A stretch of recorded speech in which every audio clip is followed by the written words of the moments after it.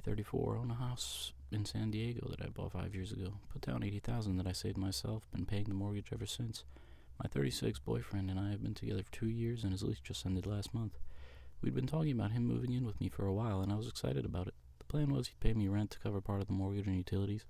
We agreed on $1,400 a month, which was less than he was paying at his apartment.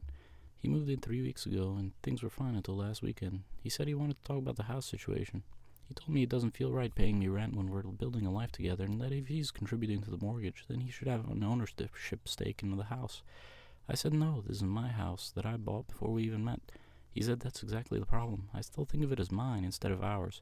He thinks I should add him to the deed, or at least sign something that says if we break up he gets back what he's paid in. I told him that's not how rent works, and he got upset.